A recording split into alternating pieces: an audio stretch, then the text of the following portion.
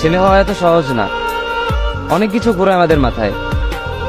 সব তো তোমারে বইলা বোঝানো যাবে না, তারপরও কিছু বলি শোনো। আমরা ছেলেরা বউর সামনে মার সাথে ভালো করে কথা বললে মার আঁচলে থাকা সন্তান, আবার মার সামনে বউর সাথে ভালো করে কথা বললে বউর গোলাম। নিজের ছেলে মেয়েদের যদি মারি আমাদের দয়া মায়া নাই, আর ওই ছেলে মেয়েদের যদি কিছু না বলি আশকারা দিতেছি। নিজের বউরে দিয়া যদি জব করাই সেই ক্ষেত্রে আমি বউর কামাই খাই, আর যদি বউরে দিয়া জব না করাই আমি সন্দেহ করি।